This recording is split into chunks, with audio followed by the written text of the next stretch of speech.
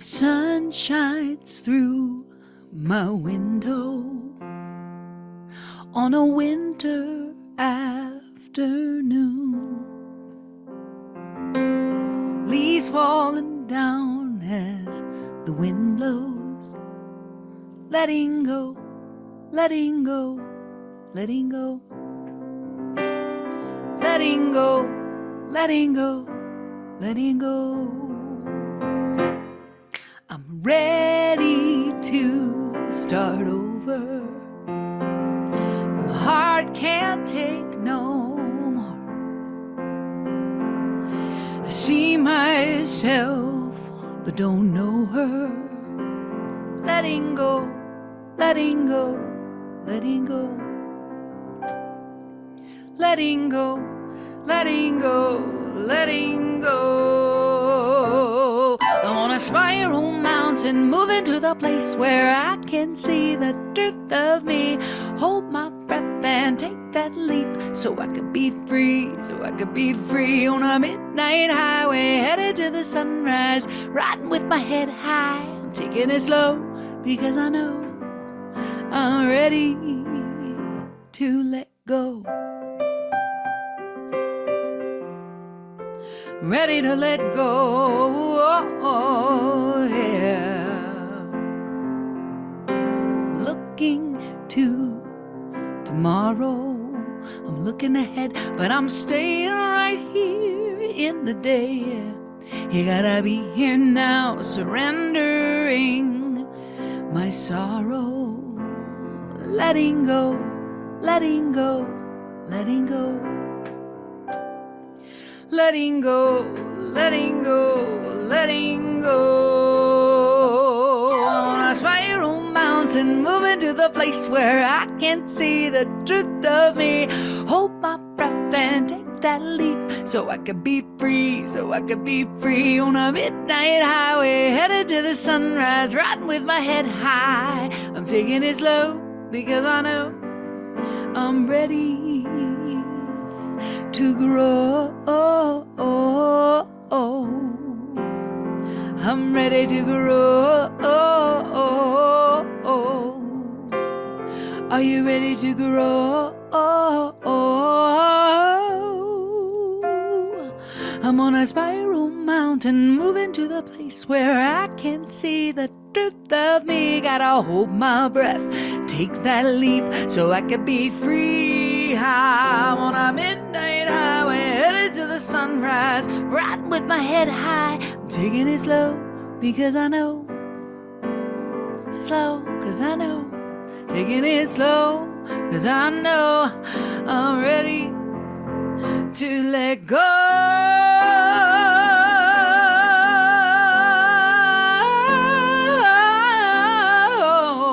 Yeah, I'm ready to let go, ready to let go, ready to let go. I'm ready to start over, ready to start again, start anew.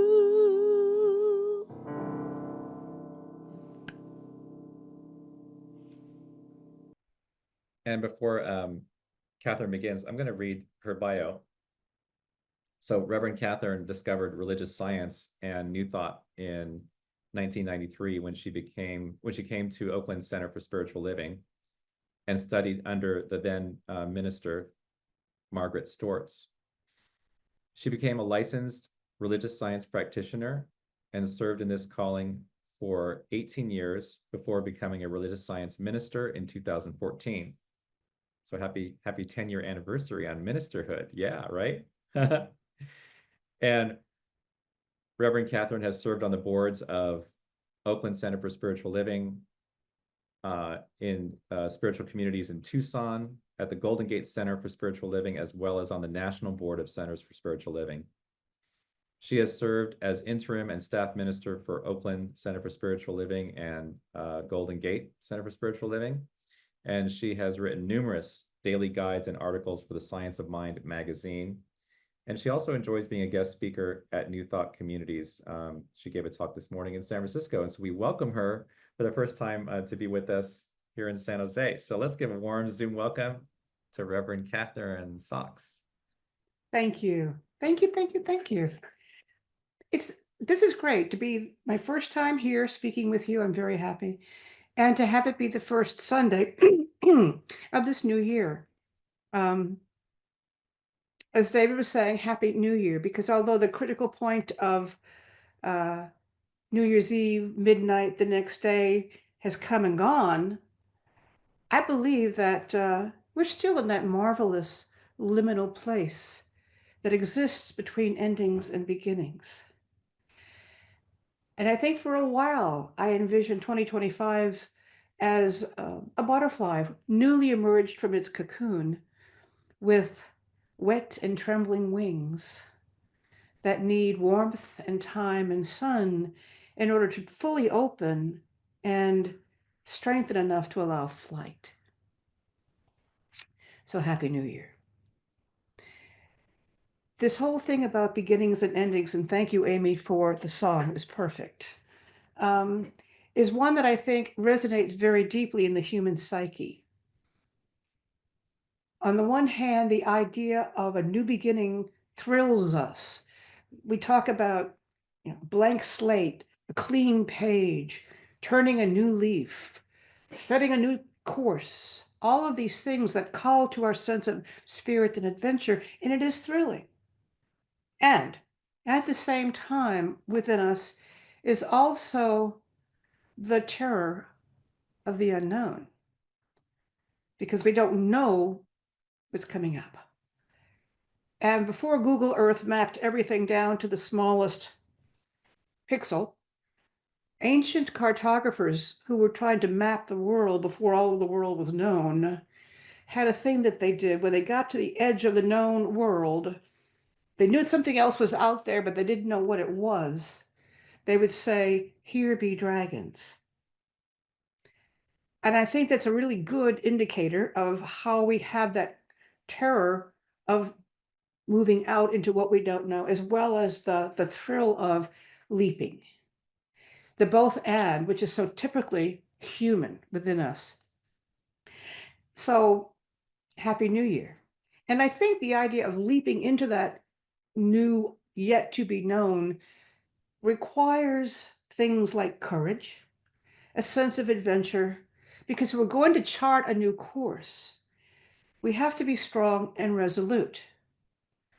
Resolution means to hold firmly to a purpose and to make a choice and stand with it no matter what.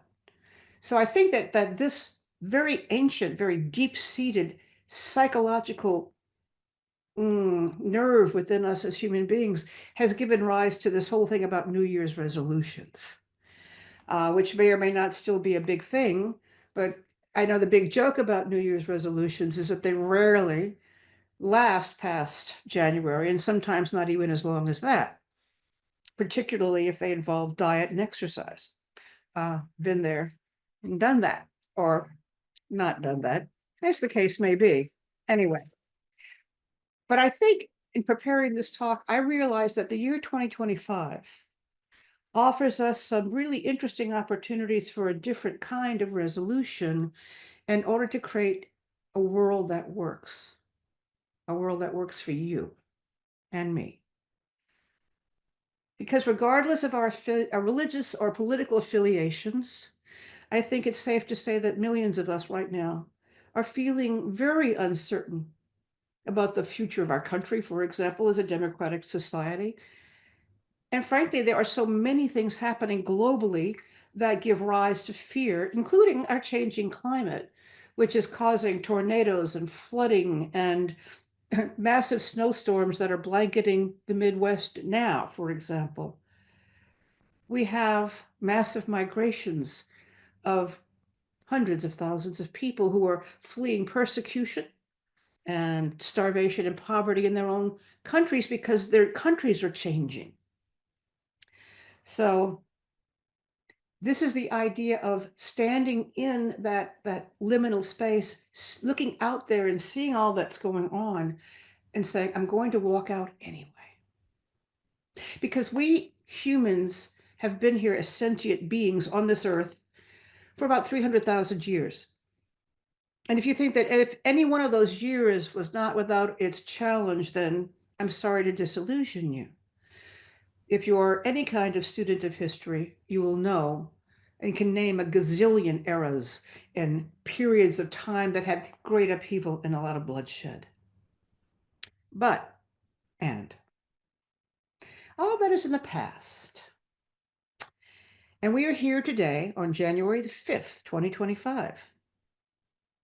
And if we are to function in our world, we have to come to grips with our own issues in the here and the now. And what does that have to do with New Year's Eve resolutions?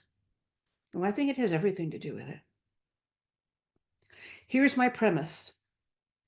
Every day this year, no matter the circumstances, no matter what's going on, just as the reading was showing, we can choose to feel blessed, to be a blessing, and to use love as the filter through which we view people who are even very different from us. Using love as the filter through which we view our lives and this world. And how we do this in the face of many looming threats. Well, as I've said, it's no secret that our human global experiences are, in fact, fueling fears and even hatreds and a host of other negative attitudes. And we can allow ourselves to be overwhelmed by them and sucked into that morass of darkness. But again, we can choose differently. We can choose to release any beliefs or actions that keep us in fear, that keep us small, that keep us separate from each other, that keep us from living the really fulfilled life that God wants for itself as you. And for me, obviously, because I keep saying that word, the key word is choice. The power of choice. And I have always called it my superpower. It is our superpower. Because we are creative beings. We are microcosms of the one initial total creator. And because of that, because we are one with that, we cannot not create. Our thoughts, when firmly held to a purpose with resolution, outpicture in our lives as things, as conditions, as effects, as relationships. And the spiritual writer Thomas More once said that in ordinary life, creativity means making something for the soul, he put that in caps, out of every experience. And that was very profound, and I liked it, but I don't think it went far enough. Because for me, I think what he didn't say is that we are making something for our souls in our daily lives, whether we know it or not. And so then the question becomes, what exactly are we making? Now, here is where that sweet taste of choice comes in. Now, I'm going to give you a line from Ernest Holmes, and I love this particular line. And Reverend David knows I quote Ernest Holmes a lot, but why not? He was the founder of my branch of religious science, my branch of New Thought. And besides that, he was a darn good writer. And he wrote, "We are chemists in the laboratory of the infinite. What shall we create?" And when I read that, I just went, cool. I'm a chemist in the laboratory of the infinite. So how about creating a life that enjoys prosperity and loving relationships and friendships and health and vitality and beauty and harmony, all those wonderful things that I was feeling in the meditation? Or would I prefer to create a life of misery and lack and spitefulness and poverty and anger? Because I can do either one. Each of us can balance the scale, this life or that. I really do think we have that secret and superpower. So as we stand here on the precipice of 2025, I urge you to not doubt your ability to call forth a year that works for you. That is one more step into creating a world that works for everybody, regardless of what's going on out there. Okay. We have a unique consciousness. That power of consciousness can envision, attract, and manifest our desires. Now, here's the caveat, because there always is one. We're humans. This doesn't mean that I control all the experiences that find their way into my life. I mean, after all, we do share this world with about, I don't know, 70 billion other beings, all of whom are running around creating their own lives as well. So it's natural and normal that we're going to cross paths and stumble over each other sometimes. And maybe occasionally, as I have known to happen, the blowback from somebody else's creation story lands in my backyard, and it's not always positive or comfortable. It can be pretty daunting and challenging, as a matter of fact. So, no, I'm really not God, although I am imbued with and one with God. Get the difference? And no, I don't have power over everything that's happening in my sphere of living. But what I can control, however, is how I experience what I experience. Shall it taste sweet or sour? Shall I make it something to learn from, or something to resent and feel victimized by? It's up to me. It's up to you. And as we're standing here in that precipice, in that threshold, we can look back on the year just completed and let's give thanks for all of it. Again, going back to those readings and the wonders, the whole idea that St. Paul encouraged us to give thanks for everything. So let's look back and give thanks for the good we experienced, as well as thanks for the things that maybe didn't feel so good at the time, but that we could learn from. The blessings and the learnings. The blessings and the lessons. The lessons that are blessings. The blessings and the lessons. Okay. Because I think only as we have reconciled and befriended every aspect of everything that brought us to this moment, are we in good stead and ready then to accept the blessings of what is to come. You can't move into what is to come half a person. You got to carry it all with you and be solidly anchored in it. Because I am, when I say I, think of your I too, okay? I am creating whatever my life shall be by the thoughts and the choices I am making in this instantaneous now, in this ever-present here. And I'm going to come back to that phrase, the instantaneous now, in a little bit, so please remember that. And I began the talk by saying, every day this year, no matter what, we can choose to be a blessing. We can choose to feel blessed, to be a blessing in the world and to others, and to allow love to be the filter through which we create our world. And in this talk, I began we use the word blessing a lot, which made me begin to think about it. What is a blessing? And because I like to read a lot, I came up with some great stuff from the poet John O'Donohue. He writes that a blessing is a form of benediction, of course, but he says that it's also a very active calling forth of something. And when we bless something or someone, we evoke a different level of intimacy with them. So we're calling forth something very good, and the blessing actually amplifies that good. So it is a calling forth, an amplification, and a connection that is extraordinarily powerful. So a blessing is power. So when I think about it like that, I'm blessing 2025 in a whole new way. I am blessing 2025 to be a year in which I remember beyond all doubt that the love, the power, the gifts of God are the only power that is, regardless of those who think they have power or may try to misuse that power. That power that they have is transient, it is impermanent. The power of God is eternal, and it is true. Their power is an illusion. This power is real. And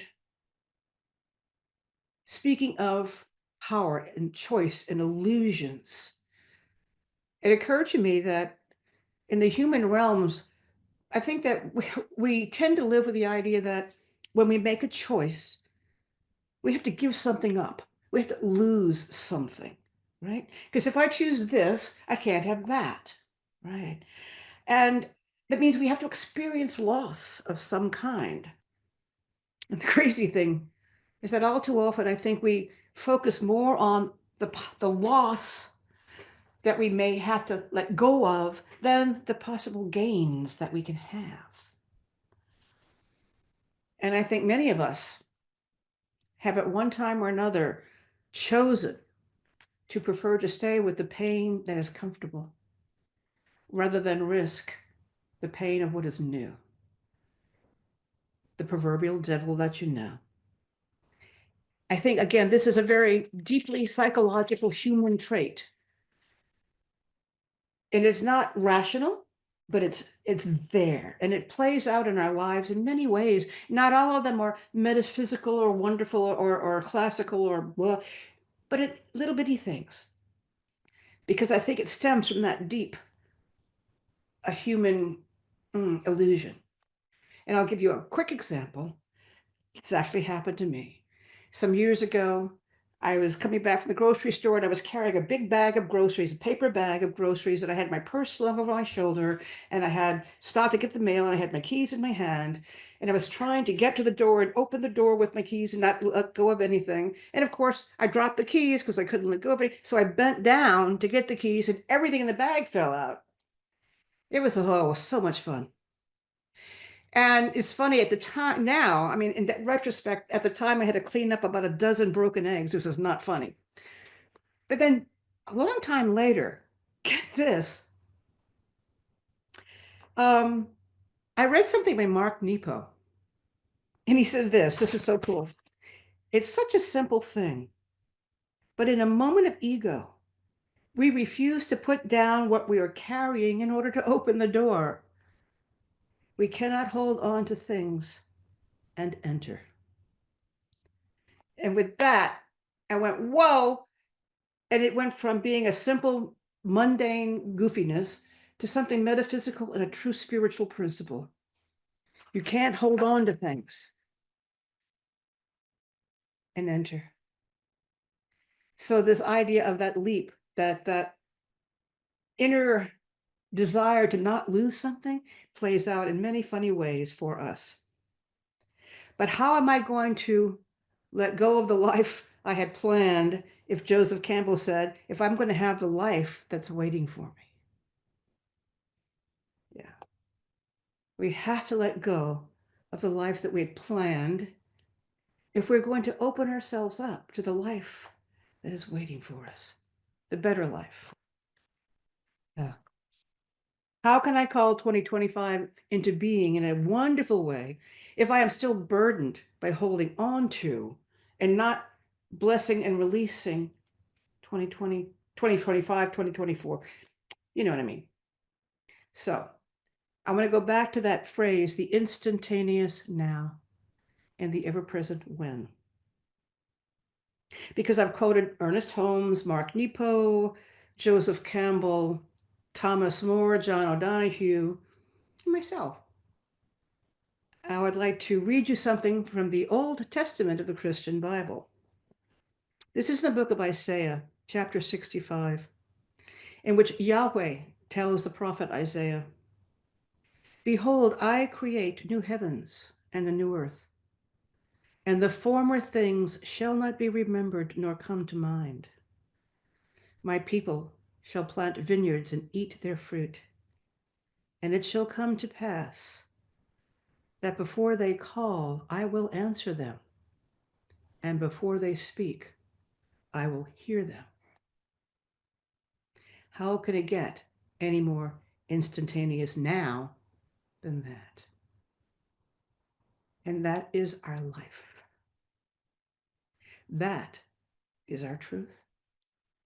And that is the belief that holds us steadfast in our resolution to call forth that world that works for me and for you, for all of us. So in closing, may your choices be sweet, and may your life be blessed with all that means. May you create the life that your heart desires, because before you call, you are being answered. And the answer is always yes. And so it is, and namaste. Thank you. Ooh, that was good, Reverend Catherine. I see you. I see you. Okay, so I'm going to make something up based on what you just did. I've been jotting down some things here. You're going to hear your talk in rhyme now. And we can all sort of get it again, get the whole talk kind of again-ish.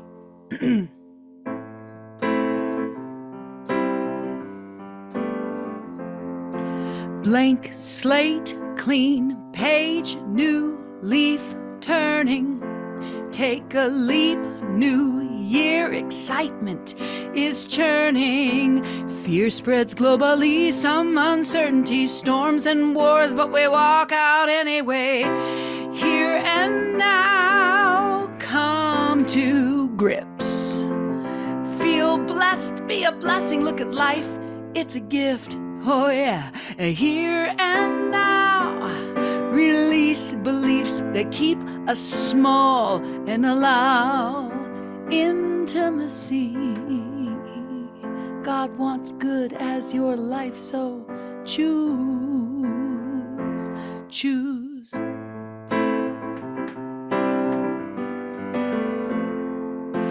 I am a chemist in the lab of life, creating with thoughts, my voice. I am a creative being and my superpower is choice. So here and now, call forth a year being blessed and a blessing, and try to have no fear, 'cause you get to choose sweet or sour, choose anger or grief. Your choice is your power. Give thanks to all the lessons and blessings, the lessons and blessings, lessons and blessings, the lessons and blessing. Oh yeah, here and now.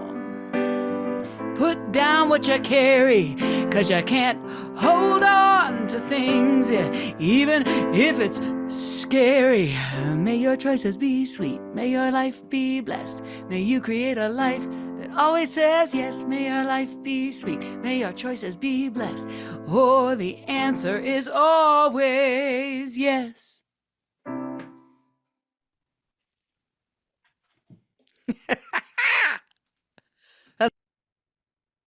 That was so good, Amy. That was amazing. That was amazing. That was really fun.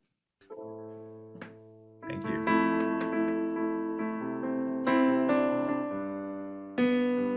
I am exactly where I need to be. I need to be exactly where I am. I'm a blessing manifest, and I can undress the moment naked time unwinds beneath my mind, and from within I find the kind of beauty only I can find.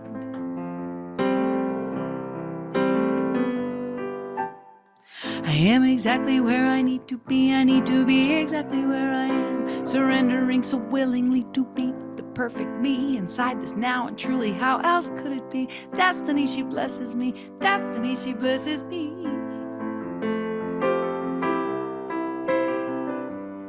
And when I try to fight or run, I only wind up back at square one. And when I think I know what's best for me, well, love takes me back to exactly where I need to be. I am exactly where I need to be. I need to be exactly where I am. Divinely timed and shining brightly, yes. I believe that there's a purpose just for me. Yes, I believe that we are light and we shine infinitely. Oh, I am exactly where I need to be. I need to be exactly where I am. I am not aimlessly existing. See, I am in perfect harmony with universal energy, and I'm truly free when I accept my own divinity.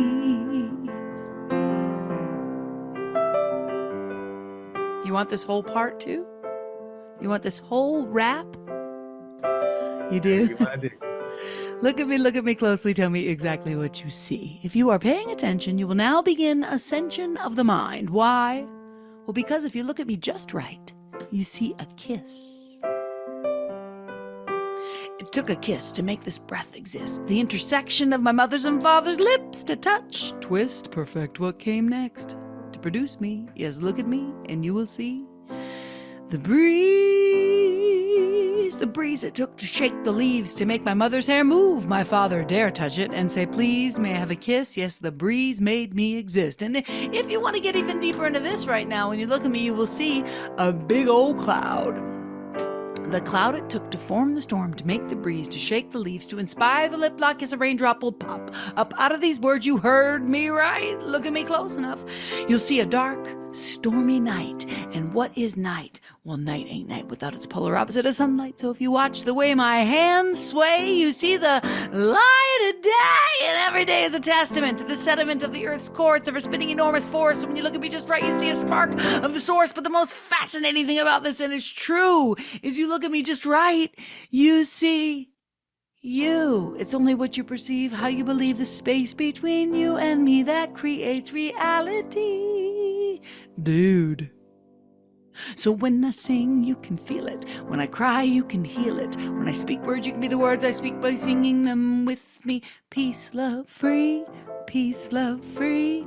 Peace, love, free. Sing it with me. Peace, love, free. Peace, love, free. Spread it out around the world. Peace, love, free. Peace, love, free. Peace, love, free. Peace, love, free. Peace, love, free.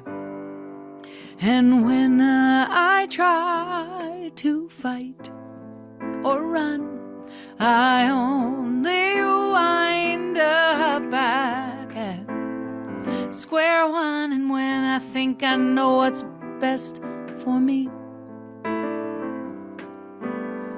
love takes me back to exactly where I need to be. And when I am all alone and full of fear, I just remember the rising sun always appears. And every day